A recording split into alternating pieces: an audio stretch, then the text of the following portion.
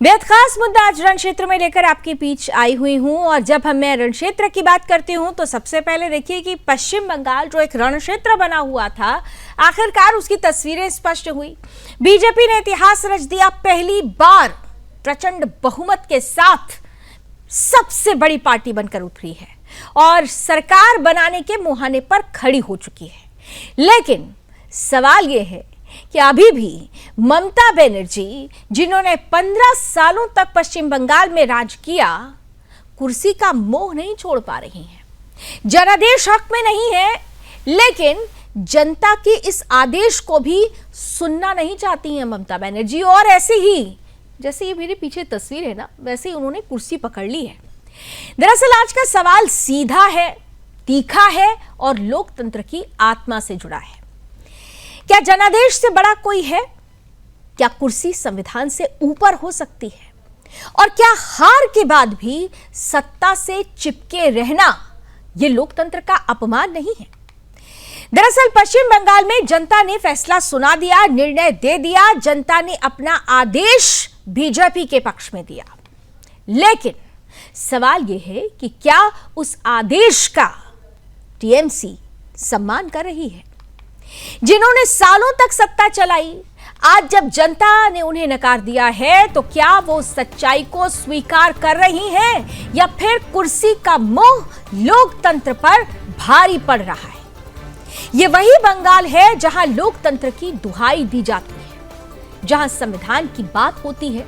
लेकिन आज वही बंगाल ये पूछ रहा है कि दीदी, जनादेश मानेंगी या फिर कुर्सी पकड़कर खड़ी रहेंगी, कुर्सी ही बचाती रहेंगी? संविधान तो साफ कहता है कि जिसके पास बहुमत उसकी सरकार, लेकिन अगर बहुमत नहीं फिर भी कुर्सी पर कब्जा, तो क्या ये संवैधानिक संकट नहीं है? और ऐसे में सवाल बड़े हैं और रण क्षेत्र में, इसीलिए हम पूछने वाले हैं कि क्या ये सिर्फ राजनीतिक जिद है या लोकतंत्र को खुली चुनौती है? क्या बंगाल में लोकतंत्र बनाम सत्ता की लड़ाई शुरू हो चुकी है? क्या यह वही राजनीति है जहां हार को भी जीत बताया जाता है? और क्या यह संदेश देश के लिए खतरनाक नहीं है? याद रखिएगा कि भारत में सत्ता जनता देती है और जनता ही वापस लेती है। अगर जनता ने कह दिया है कि अब नहीं, अब बस, तो क्या किसी नेता को यह अधिकार है कि उस फैसले को ठुकरा दे? आज की बहस सिर्फ बंगाल की नहीं है, यह पूरे देश के लोकतंत्र की लड़ाई है। आज रण क्षेत्र में सीधा सवाल यही कि क्या ममता बनर्जी का इस्तीफा न देना जनादेश का अपमान है? क्या यह लोकतंत्र की हार है या सत्ता की हठ धर्मिता? खुलकर करेंगे बात। हमारे साथ आज के अतिथि जुड़ चुके हैं, स्वागत करेंगे। सीधे कुछ बयानात भी हैं, वो बयान हम आपको सुनाएंगे, लेकिन उससे पहले जो आज के अतिथि हैं उनसे आपका परिचय करा देती हूँ। भारतीय जनता पार्टी का पक्ष रखने के लिए हमारे साथ प्रोफेसर विदु रावल जी हैं, हमारे साथ टीएमसी से राम प्रकाश पांडे जी जुड़ चुके हैं, साथ ही साथ जाने माने पॉलिटिकल एक्सपर्ट अनिल गर्ग साहब हैं और संविधान विशेषज्ञ के रूप में हमारे साथ अधिवक्ता कनिका भारद्वाज जी जुड़ चुकी हैं। आप सभी का बहुत बहुत स्वागत है। बयान है, लेकिन बयानों से पहले आप लोगों का एक रिएक्शन जरूरी हो जाता है। मैं शुरुआत राम प्रकाश पांडे जी आपके साथ करना चाहती हूं और सीधा सवाल पूछूंगी। जनता ने एक आदेश दे दिया है, जनादेश का सम्मान होना चाहिए, वो सम्मान क्यों नहीं कर पा रहे हैं आप लोग? जनता ने नकार दिया तो स्वीकार कर लीजिए कि आप, जनता चाहती है कि एक बदलाव हो जाए, ये स्वीकार्यता क्यों नहीं हो पा रही है?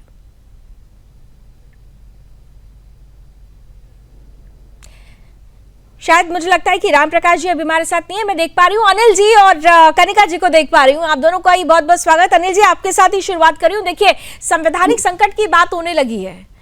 ये सीधा सीधा ये वो लोग हैं जो लोकतंत्र की दुहाई दे रहे थे, लेकिन लोकतंत्र की जो गरिमा होती है, उस गरिमा का सम्मान क्या होता है, यहाँ पर ये नजर नहीं आ रहा है।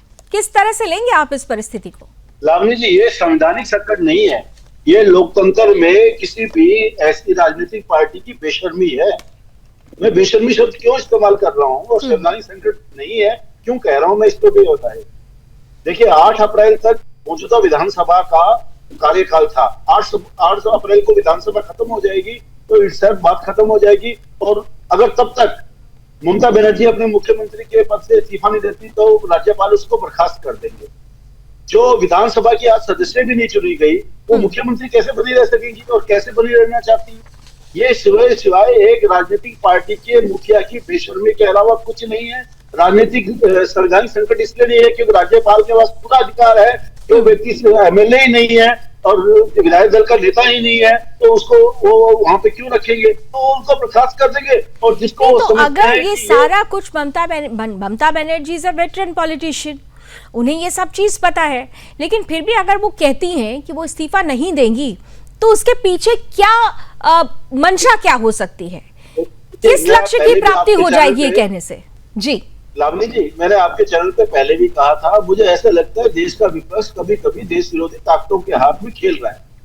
भारत विश्व का सबसे बड़ा लोकतंत्र है और भारत के लोकतंत्र की खूबी यह है कि यहाँ पे चुनाव के द्वारा बड़ी से बड़ी ताकतवर सरकारें जनता के द्वारा बदल दी जाती है और सत्ता का हस्ताक्षर बिना किसी खून खराबे के, बिना एक रक्त की बूंद बहाए होता है। ये इस देश की खूबसूरती है। और जब तक इस लोकतंत्र पर सवाल उठाने की कोशिश हो रही है, चुनाव आयोग को सवाल उठाने की कोशिश हो रही है, तो देश को कमजोर करने की कोशिश है। तो कहीं ना कहीं हमारा देश का विपक्ष देश विरोधी ताकतों के हाथ में खेल रहा है। हालांकि वो उसमें कामयाब नहीं होगा, लेकिन देश को बदनाम करने की साजिशों के अंदर वो खुद एक मोहरा बन रहा है। ये उनको समझ में नहीं आ रहा और जानते पूछते वो मोहरा बन रहा है। अगर आज ये कह रहे हैं कि नहीं, चुनाव आयोग ने ठीक से इलेक्शन नहीं कराया, तो इनसे कहने से कुछ फर्क पड़ेगा क्या? नहीं पड़ेगा। उनको भी मालूम है, वो सोचते शायद इससे चुनाव आयोग बदनाम हो जाएगा, जनता की संपत्ति मेरे साथ हो जाएगा। ऐसा कुछ नहीं होने वाला, क्योंकि जनता ने तो आपको हराया है। जनता की संपत्ति आपके साथ कैसे हो जाएगी? जनता ने आपको मात्र 80 सीटों में समेट दिया। अगर जनता चाहती तो आपको 180 सीट देती। अगर जनता आपके साथ होती तो आप जीतते, आप लगातार जीतते और अगली बार फिर सरकार बनाती, जैसे 15 साल से बना रही थी। तो इस बात को यकीन करना, इस बात को मानना और इस बात पे चलना, ये एक स्वतंत्र लोकतंत्र की निशानी है। लेकिन बुद्धि भ्रष्ट होने के कारण देश विरोधी ताकतों का मोहरा बन के रह गई है टीएमसी, और इसलिए ममता ऐसा व्यवहार कर रही है। और उसको ऐसा लगता है, राहुल गांधी तो पहले से ऐसे कह रहे हैं। राहुल गांधी इलेक्शन कमीशन के खिलाफ कब से मुहिम चला रहे? वो कह रहे हैं एसआईआर क्यों कर रहे हो भाई? मतलब कुछ भी करो, उनका विरोध पक्का है। विरोध तो अभी भी जारी है, विरोध तो अभी भी जारी है। अभी भी वोटों की चोरी की बात कही जा रही है। जगदीश, वही राहुल गांधी टीएमसी सरकार को कोस रहे थे चुनाव प्रचार के दौरान। वही राहुल गांधी की कांग्रेस पार्टी टीएमसी की बुराई कर रही थी ना प्रचार प्रसार के दौरान, क्योंकि एक दूसरे के खिलाफ तलवार निकाल के खड़ी थी। अब इलेक्शन खत्म हो गया, उनको लगता है भारतीय जनता पार्टी इतने बड़े प्रचंड बहुमत से जीत गई है, तो दोनों हाथ मिला लेते हैं और दोनों मिला के आप बीजेपी पर हमला करते हैं। होना कुछ नहीं है, ये एक विधवा प्रलाप है, इससे होना कुछ नहीं है। ये प्रलाप है, लेकिन हाँ इतना जरूर है कि पॉलिटिक्स में परसेप्शन का बड़ा खेल होता है। अब ये परसेप्शन कितना काम करेगा, अभी तो बहरहाल नहीं करने वाला है, कोशिशें जरूर बनी रहेगी, लेकिन अभी तो फिलहाल इतिहास रच दिया गया है। प्रोफेसर विदु रावल जी भी जुड़ चुके हैं, भारतीय जनता पार्टी का पक्ष रखेंगे। रावल साहब, स्वागत है आपका भी। और थोड़ी देर में अभी रामप्रकाश जी भी आ जाएंगे, तब आप लोगों के बीच में जब वो फेस ऑफ होगा तब ज्यादा समझ में आएगा कि आखिर मन में क्या चल रहा है टीएमसी के। लेकिन इतना जरूर है, बीजेपी के मन में तो लड्डू फूट रहे हैं, लेकिन कुर्सी का मोह है जो खत्म होता ही नहीं। दीदी ने कुर्सी पकड़ ली है, आप लोगों को अभी भी चैलेंज दिए जा रहे हैं, चैलेंज पर चैलेंज। रावल जी आपको नमस्कार, और आपके माध्यम से सुदर्शन न्यूज देख रहे सभी दर्शकों को और जो हमारे साथी पैनलिस्ट हैं उनको भी नमस्ते।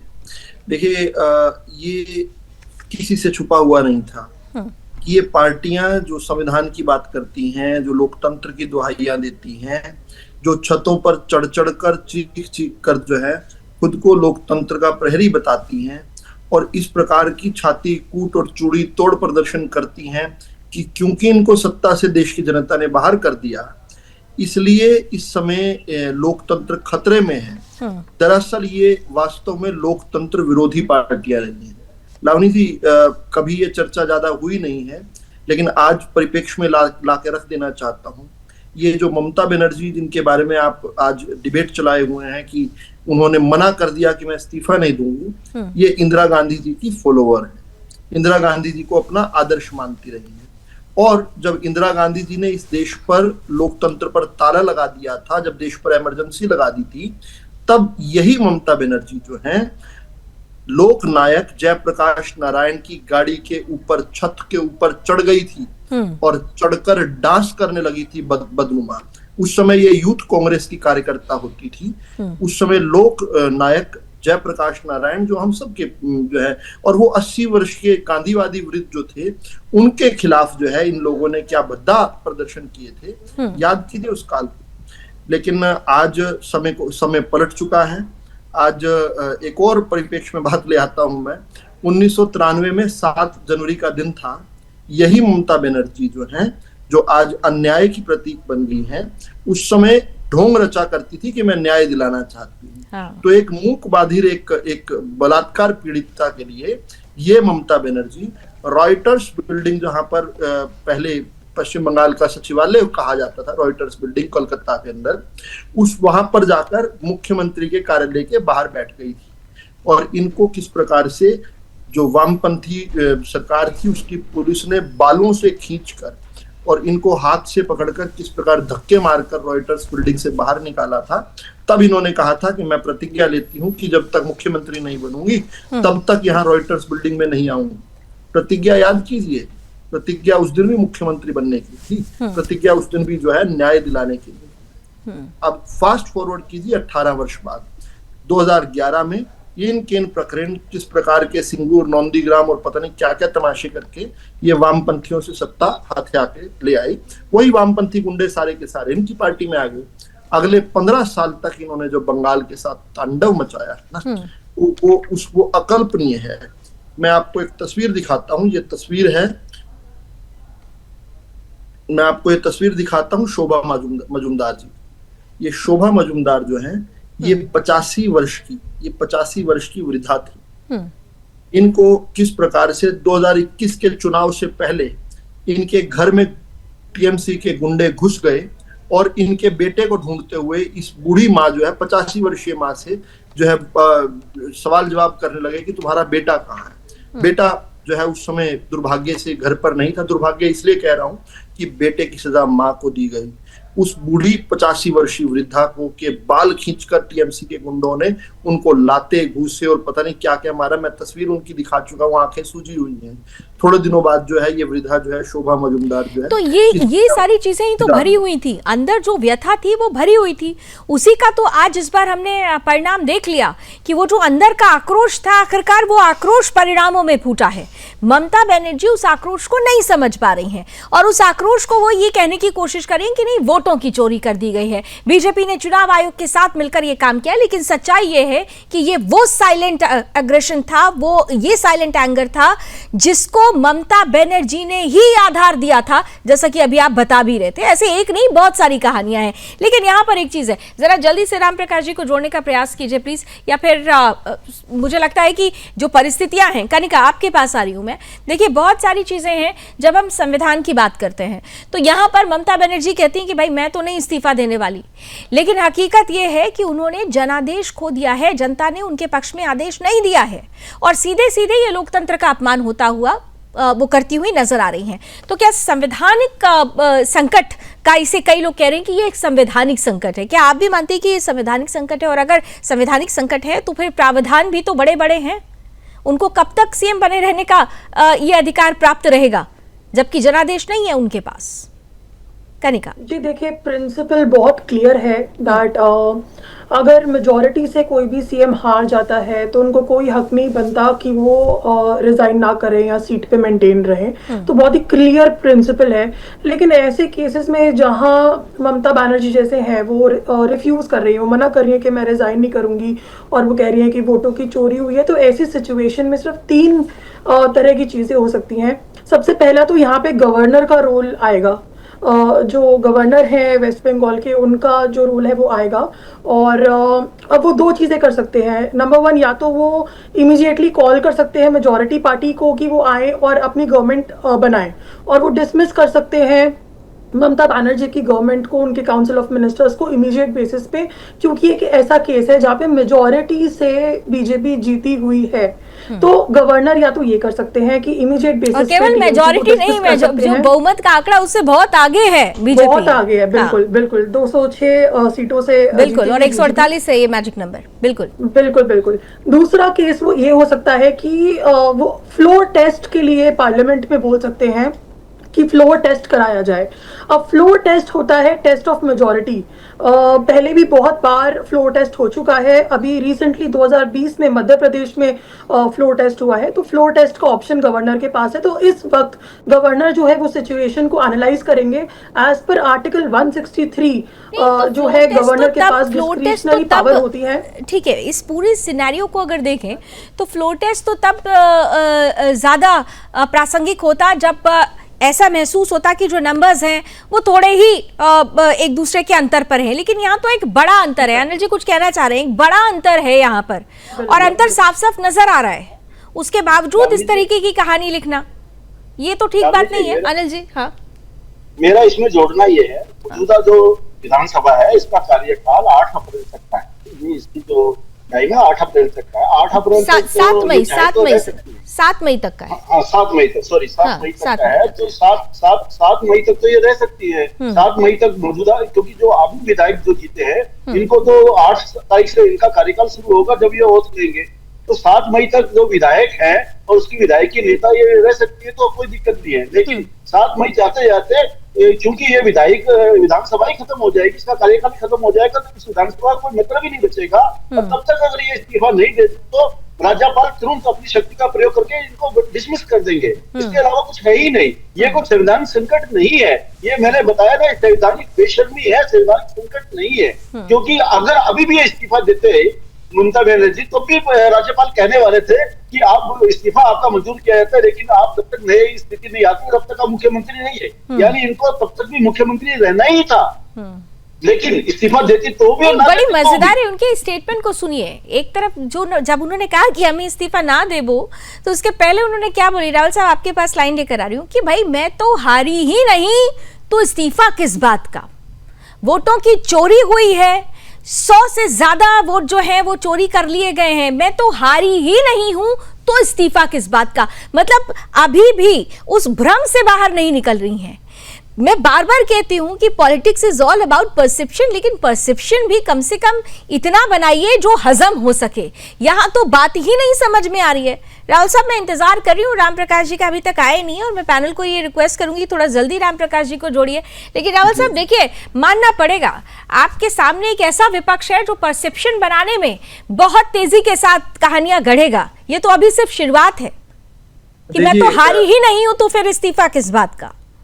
देखिए, जनता में तो परसेप्शन ये जा रहा है कि Mamata Banerjee is a bad loser, is a sore loser.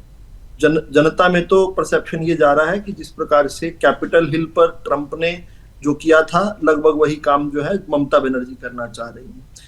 जनता में तो परसेप्शन ये जा रहा है कि किस प्रकार से इन्होंने तो वो मेरी मर्जी का गाना चला दिया, मैं चाहे ये कहूं, मैं चाहे वो कहूं, मेरी मर्जी। लेकिन एक फिल्म का और एक दूसरी फिल्म का डायलॉग है कि क्या अगर एक कागज पर मोहर नहीं लगेगी तो क्या तारा पाकिस्तान में नहीं लग जाएगा। ये जिस प्रकार से 7 मई को इनका कार्यकाल खत्म हो जाएगा, उसके बाद जो है इनको इस्तीफा देने की आवश्यकता ही नहीं रहेगी। लेकिन एक और फिल्म का डायलॉग मैं आपको याद करवा देता हूँ, जिसमें जो है कहा जाता है कि अभी तो मुझे और जलील होना है। ममता बनर्जी ने कहा कि मैं इतने भर से संतुष्ट नहीं हूँ कि जनता ने मुझे जो है रसातल पर ले आए हैं, जनता ने मुझे किस प्रकार धूल चटा दी है, पश्चिम बंगाल ने मुझे नकार दिया है, अभी तो मुझे और जलील होना है, अभी तो ममता बनर्जी को और जलील होना है। और मैं बड़े भारी मन से बात कह रहा हूं क्योंकि एक महिला के बारे में ही बात कहनी पड़ रही है मुझे। लेकिन एक बात तो पक्का है, अंग्रेजी में कहते हैं you don't murder a person who is about to commit suicide. जो खुद ही जाकर जिस प्रकार से पॉलिटिकल सुसाइड करने की तरफ ममता बनर्जी भाग चुकी हैं, जनता ने तो उनको नकार दिया था इस बार के लिए। लेकिन मुझे लगता है उन्होंने अपना पॉलिटिकल जो कैरियर है, मेरी ये लाइन बड़ी इंपॉर्टेंट है लावनी जी, कि ये ममता बनर्जी ने तय कर दिया, पटकथा पर लिख दिया, she has written with her letters, कि किस प्रकार से उनकी राजनीति का ये अंत हो जाए।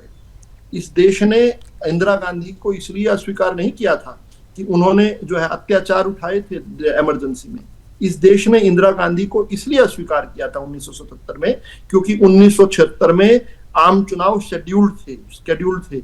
लेकिन किस प्रकार से उस आम चुनाव वाली डेट को भी 1 साल आगे बढ़ा दिया गया था, जनता को उनके हक से महरूम रखा गया था। अब जनता ने एक जनादेश दिया है और जनता लोकतंत्र में जनार्दन की भूमिका में होती है। जनता जनार्दन आमतौर पर लेकिन एक बात बड़ी आपने इंपॉर्टेंट कही कि ये पॉलिटिकल सुसाइड जो खुद ममता बनर्जी कर रही हैं, ये एक आने वाले समय में एक बहुत बड़ी कहानी लिखने वाला है। लेकिन अभी भी देखिए, एक तरफ तो कह रही हैं कि मैं इस्तीफा नहीं दूंगी, मैं हारी ही नहीं तो इस्तीफा क्यों दूंगी, दूसरी तरफ उन्होंने तमाम उन लोगों का उनको साथ आने के लिए बात कही है जो अभी अगर देखें तो राहुल गांधी ने किस तरीके से टीएमसी को बिफोर इलेक्शंस जो स्टेटमेंट दिए थे, और आज अगर आप देखें, आज आप देख लीजिए पोस्ट क्या आ रही है कि अभी भी ममता इज अ फाइटर। मतलब ये समझ में नहीं आ रहा है कि ये खेल क्या चल रहा है। क्या ये इंडी गठबंधन पूरी तरह से कंफ्यूज हो चुका है और ये कंफ्यूजन ही उन्हें हाशिए पर लेकर जा रहा है? देखिए ना, इंडी गठबंधन का तो जब आप 4 मई को जब आप नतीजों का विश्लेषण कर रही थी, हाँ। उस समय उस 4 मई के को ही इंडी गठबंधन का पिंडदान हो गया था। किस प्रकार से जो 2 बचे क्षत्रप थे, ममता बनर्जी और जो है दक्षिण के अंदर स्टालिन, इन दोनों को किस प्रकार से जनता ने इनकी दुर्गति की थी, उसी दिन से इंडी गठबंधन खत्म हो गया था। राहुल गांधी इससे पहले ही इंडी गठबंधन का जो है दाह संस्कार करने पर तुले हुए थे। किस प्रकार से 24, 25 और 26 अप्रैल की राहुल गांधी की एक्स की पोस्टें देखी है। वो कह रहे हैं कि ममता बनर्जी ने गुंडागर्दी की नई प्रकाष्ठा पार कर दी है। वो फिर ये कह रहे हैं कि ममता बनर्जी का हारना तय है। वो राहुल गांधी खुद अपनी पोस्ट में कह रहे हैं कि इतना बुरा कुशासन जो है कभी देश ने नहीं देखा है। ये 24, 25 और 26 अप्रैल को खुद राहुल गांधी कह रहे हैं और डिक्लेयर भी कर रहे हैं कि किस प्रकार से ममता बनर्जी हारने वाली है, उनका हारना तय है।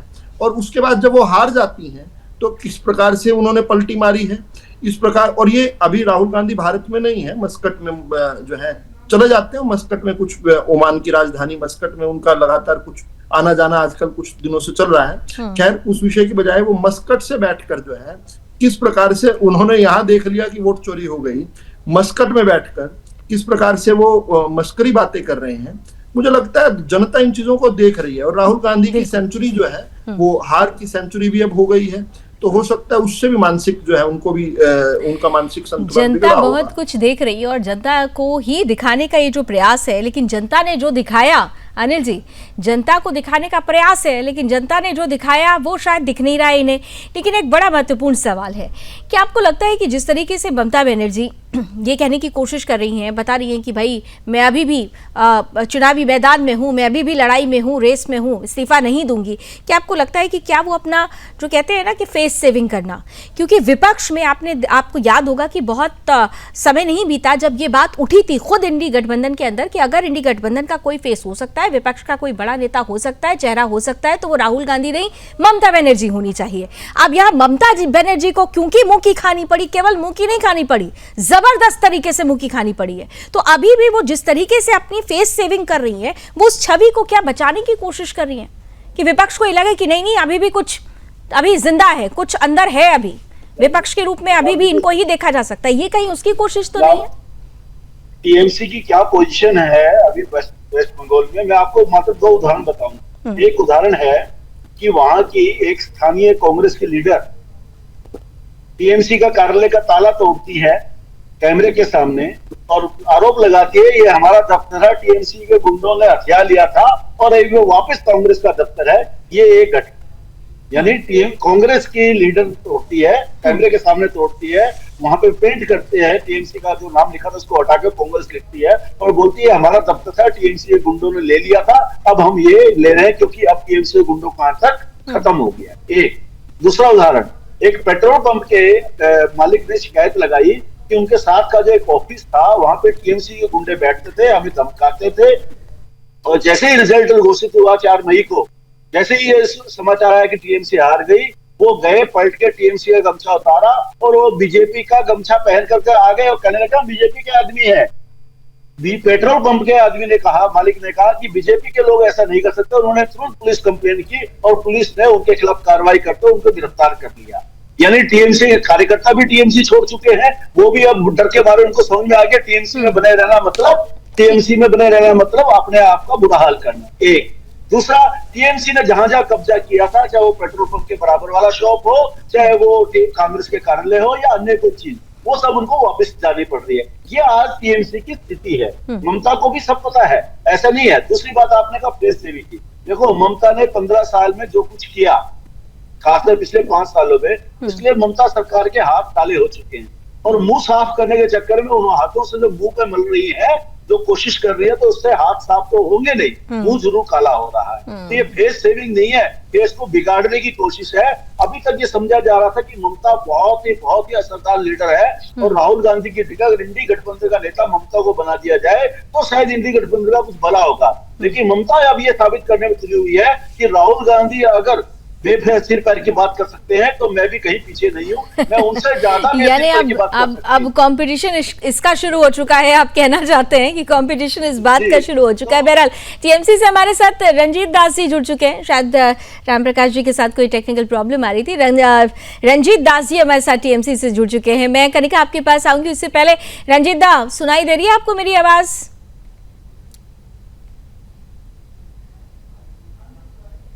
रंजीत दास जी, सुन पा रहे हैं मुझे आप? अनम्यूट कीजिए आप।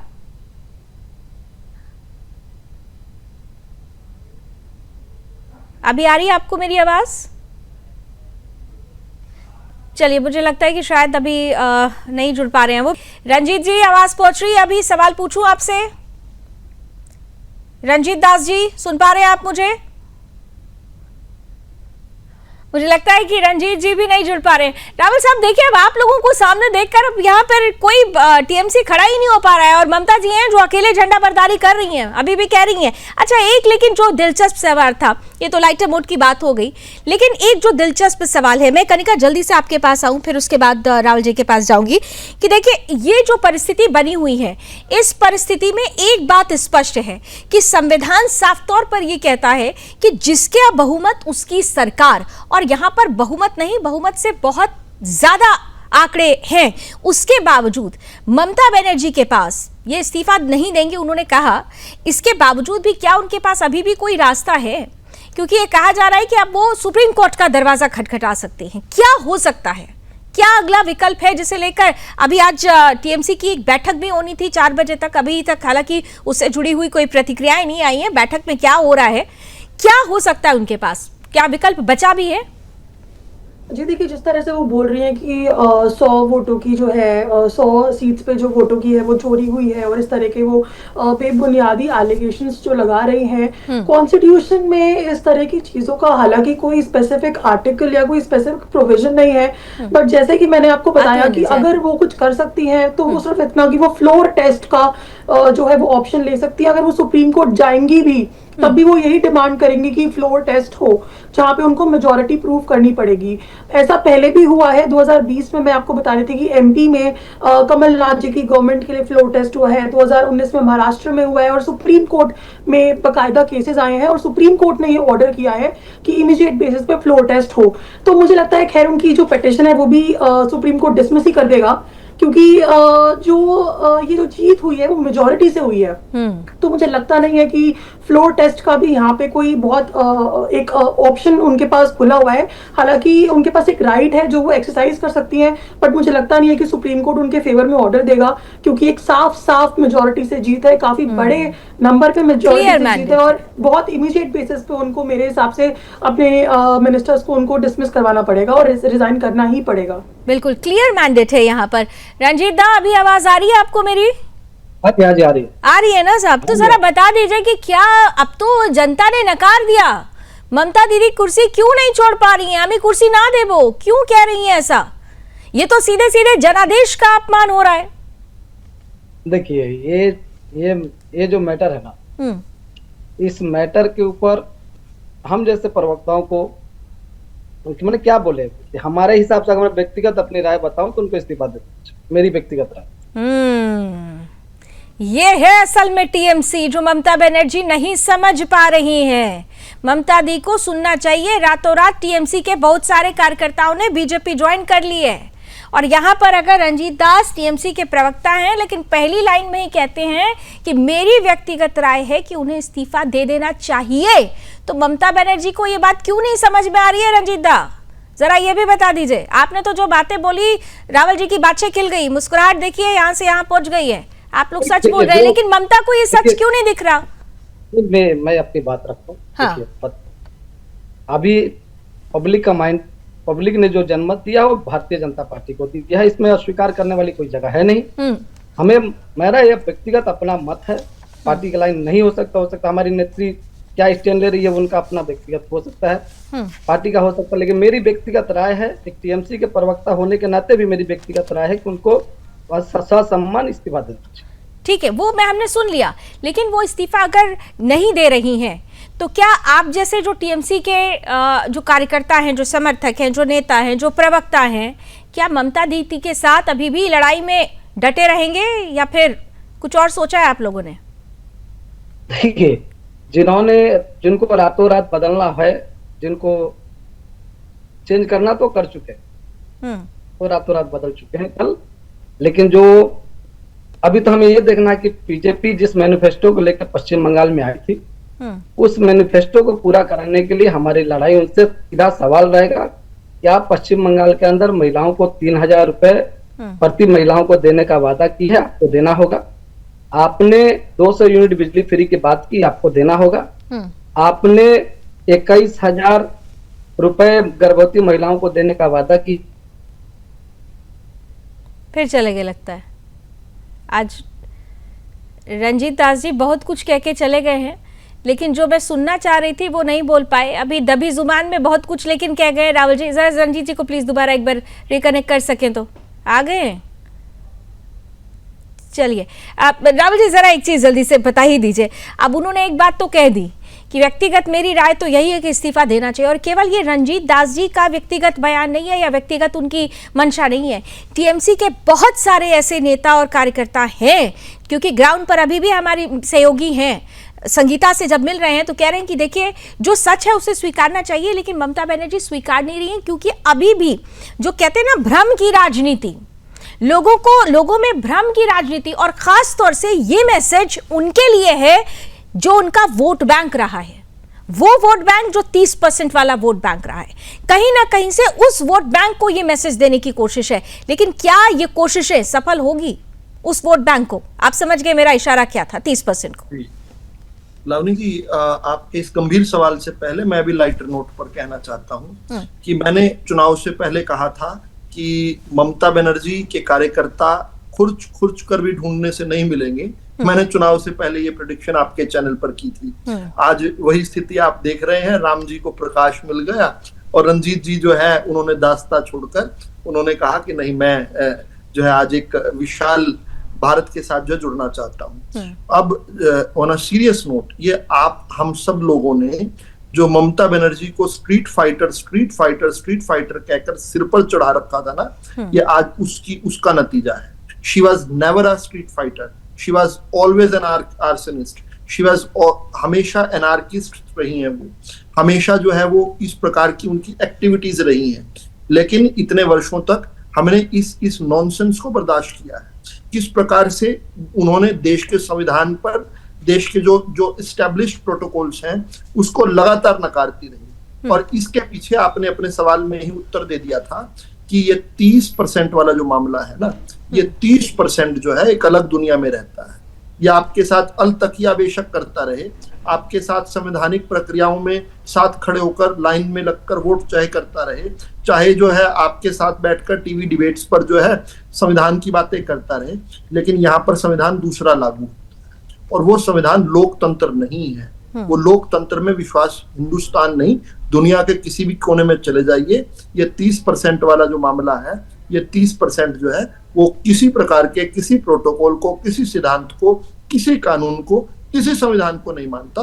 उनका एक पैरेलल संविधान है, और क्योंकि वो खड़ा है, वो ममता बनर्जी के साथ खड़ा है, तो ममता बनर्जी को भी उस जैसा ही बनना पड़ रहा है। क्योंकि ममता बनर्जी को, और ये बात जरूर मैं जो निश्चित तौर पर जो है आ गए हैं रंजीत जी, तो मैं ये बात कहकर अपनी बात पूरी कर देता हूं कि ये जो 30% है ना, बहुत साल पहले लोहिया जी ने इनको कहा था, एक सलाह दी थी, इनको कहा था कि आप जो है ये जो एक पार्टी को चुनकर एन ब्लॉक वोट देते हैं, ये आपका कल को नुकसान होगा। आज आपको जो है छोटे छोटे लाभ दिख रहे हैं, आज जो है नुकसान होता दिख रहा है। एक जो वीटो होती थी, एक जो वीटो, मुस्लिम वीटो जिसको कहा जाता था, आज वो देश भर में खत्म हो गई है। आज काउंटर रिएक्शन होता है, जहां पर ये लोग एन ब्लॉक वोट करने जाते हैं, उसके विरुद्ध काउंटर रिएक्शन एक होता है। और ये काउंटर रिएक्शन आपने, जिनको आप मुस्लिम बहुल सीट कह रहे हैं, मैं रंजीत दास जी खत्म कर रहा हूं अपनी बात, तो मेरी बात सुन लीजिए। जिनको आप लोग विश्लेषक जो है 142 सीटों तक ले जाते थे ना मुस्लिम बहुल, वो इसलिए क्योंकि उनमें 20% मुस्लिम थे, 25% मुस्लिम थे, उनको मुस्लिम बहुल सीट नहीं थी, वो केवल 20 और 25% थी। लेकिन आपने कहा कि मुस्लिमों द्वारा प्रभावित है। अब काउंटर रिएक्शन हुआ, उन 142 सीटों में भी जो है मेजोरिटी जो है टीएमसी के विरुद्ध चली गई। मेजोरिटी टीएमसी के विरुद्ध चली गई और उसी मेजोरिटी ने, रंजीत जी, उसी मेजोरिटी ने सत्ता से ममता बनर्जी को बेदखल कर दिया। आप अभी भी ये बात मानने को तैयार नहीं है? अभी भी आप लोगों की तरफ से प्रतिक्रिया आती है नहीं, वोटों की चोरी हुई। मैं आपकी बात समझ गया, मैं आपकी बात समझ गया। बताइए, समझ गए तो बताइए। तो कुछ चीज कहना चाहूंगा। देखिए, पश्चिम बंगाल के अंदर ममता बंदोपाध्याय के ऊपर जो मुस्लिम तुष्टिकरण का बात आता है, देखिए पश्चिम बंगाल में हम अगर 30% मुस्लिम समुदाय है, तो क्या मुस्लिम समुदाय का वोट हमको नहीं चाहिए? या भाजपा क्या क्लियर करना चाहती है कि पश्चिम बंगाल के अंदर मुस्लिम समुदाय का उनको वोट नहीं चाहिए? नहीं, तो भाजपा ने तो खुलकर कहा कि सनातनियों ने वोट किया, सनातनियों को एकजुट होना है। आपकी पार्टी भी तो यही कहती रही ना कि हम मुसलमानों का वोट चाहिए। ये तो ममता बनर्जी ने भी कई बार खुलकर बोला है। समझ गया आपकी बात, मैं समझ। जब बीजेपी 2014 में सरकार आई थी, तो मोदी जी सबका साथ सबका विकास की बात, उसके बाद सबका साथ सबका विकास सबका विश्वास की बात की, उसके बाद एक हाथ में कुरान एक हाथ में कंप्यूटर की बात की। विश्वास जीतने की कोशिश उन्होंने बार बार की है, नहीं मिला वोट तो अलग बात, ठीक है। इसमें सच को स्वीकारना सीखना होगा। सच तो आप भी स्वीकार लीजिए ना कि आपने भी हिंदुओं को नजरअंदाज किया, हिंदुओं ने आपको सीट से बाहर कर दिया, वो बाहर निकले, वो एकजुट हुए और उन्होंने बता दिया कि फिर सनातन की शक्ति क्या, इसे भी आप भी स्वीकार कर लीजिए। 54,000 दुर्गा पूजा पंडालों को 1,10,000 रुपया करके ममता बंदोपाध्याय देती है। अरे भाई, यही इसी दुर्गा पूजा में दुर्गा विसर्जन के लिए अगर मुहर्रम का दिन पड़ जाए तो विसर्जन की तारीख तक बढ़ा दी जाती थी। शोभा यात्राओं के लिए, पंडाल के लिए कोर्ट का दरवाजा खटखटाना पड़ता था। अरे सुनिए साहब, फिर से वही आप वार्तालाप रहे। सुन लीजिए, जिस मुद्दे ने आपको हाशिए पर लाकर खड़ा कर दिया, उसी मुद्दे को फिर आप समझ ही नहीं पा रहे हैं कि गलती कहां से हुई। ममता बंदोपाध्याय इसी पश्चिम बंगाल में दुर्गा आंगन क्या भाजपा को मुस्लिमों का वोट नहीं? ममता बंदोपाध्याय काली घाट से लेके दक्षिणेश्वर से लेके जगन्नाथ मंदिर तक वही ममता बंदोपाध्याय बनवाती। तो ममता बंदोपाध्याय कब बनाती है ये भी देखा जाए ना, समय की भी बात कीजिए। अरे खूब किया उन्होंने, लेकिन कब किया? जब चिड़िया चुग गई खेत तब किया, ये भी समझिए। बहुत किया, लेकिन कब किया ये सोचने की जरूरत है। राहुल जी काउंटर करना चाह रहे हैं। जगन्नाथ मंदिर का उद्घाटन बहुत पहले हो चुका है। जल्दी से दे दीजिए, जवाब दे दीजिए। देर में जुड़ा, लेकिन सवाल जवाब कर ही लीजिए। एक लाइन में उत्तर दे दूंगा। एक लाइन में इन्होंने वही सवाल पूछा है कि क्या भाजपा को मुस्लिमों का वोट नहीं चाहिए। इस बात का उत्तर जो है श्यामा प्रसाद मुखर्जी ने दिया था। श्यामा प्रसाद मुखर्जी ने जो उत्तर दिया था, विदुरावल भी वही उत्तर दे रहा है। हमें मुस्लिमों का वोट नहीं चाहिए। अगली बात सुनिए, मुस्लिम को मुस्लिम बनकर अगर वोट करना है तो ऐसा वोट हमें नहीं चाहिए। भारतीय बनकर आइए, आप सबका वोट स्वीकार करेंगे। एक हाथ में कुरान, दूसरे में कंप्यूटर की बात भी करेंगे। सबका साथ और सबका विकास हिंदुत्व की एक अपना सिद्धांत है। हिंदुत्व जो है यहाँ पर इस प्रकार से चलता रहा है। हिंदुत्व यही है, सबका साथ सबका विकास, ये एम्बेडेड है, इसमें अलग कोई विषय नहीं है। ये कोई इस्लामिक जो है कानून नहीं है, शरिया नहीं है जिसमें केवल मुस्लिम ब्रदरहुड होता है। सबका साथ सबका विकास हिंदुत्व का ही सिद्धांत है। ठीक है, सबका साथ सबका विकास ये हिंदुत्व का सिद्धांत है। लेकिन अनिल जी, जल्दी से एक लास्ट कमेंट आपके साथ फिर समअप करती हूँ। देखिए, रंजीत दा यहाँ पर आए, उन्होंने फिर से भूल गए शायद कि अभी चुनाव खत्म हो चुका है। दोबारा वही बातें शुरू हो गई थी जो चुनाव के दौरान हो रही थी। अब यही जो भ्रम है, ये भ्रम खत्म नहीं हो पा रहा है। दीदी को भी अभी लग रहा है कि कुर्सी अभी बची हुई है और इसीलिए वो इस तरीके की परिस्थितियों को पैदा करने की कोशिश कर रहे हैं। लेकिन बहुत सारी चीजें क्लियर हैं और इस क्लियर मेजॉरिटी के साथ, इस क्लियरेंस के साथ, ये जो यहाँ से मैसेज निकला है कि आपको लग रहा है कि 2027 में बहुत बड़ा कमाल करेगा ये मैसेज, क्योंकि मैसेज सबके लिए है। मैसेज अखिलेश यादव के लिए भी है, जिन्होंने कहा था दीदी है, दीदी थी, दीदी है और दीदी रहेगी। अनिल जी, लावनी जी, समझ प्लीज। अभी मैं सुन रहा था, मैंने सभी साथियों को सुना, 30% और 70% को भी सुना। ये बड़ा सिंपल सा फार्मूला है, पहले 70% डिवाइड होता है और डिवाइड नहीं होता। अगर आप 30% की बात करेंगे तो 30% की आपको सीट मिल गई है, 70% की बात करने वाले को 70% सीट मिल गई है। इसमें लड़ाई झगड़ा कहाँ है? नहीं, मजेदार बात तो ये है कि इस बार 30% भी बट गया है, 30% भी बट गया, 30% एकजुट रहा नहीं। दीदी में देखा ही नहीं उन्होंने अपने आप को। लावनी जी, तो एग्जैक्ट 30% सीट भी नहीं मिली है, अपनी बात रखिए, 27% ही मिली है ना। ठीक है, सीट भी 27% ही मिली है। दूसरी बात, आप बार बार संवैधानिक संकट की बात कर रही थी ना।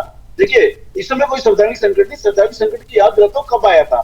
एक बार राज्यपाल थे रमेश भंडोरी, उत्तर प्रदेश की बात कर रहा हूँ, जब एमएलए की गिनती कल्याण सिंह जो मुख्यमंत्री उनके साथ ही, इसके बाद भी उन्होंने जिंदरपाल पाल को एक दिन का मुख्यमंत्री बना दिया था। वो था संवैधानिक संकट जो राज्यपाल द्वारा लाया गया था। आज कोई संवैधानिक संकट नहीं है। आज कोई संवैधानिक संकट नहीं है, बहुत सारी चीजें क्लियर है।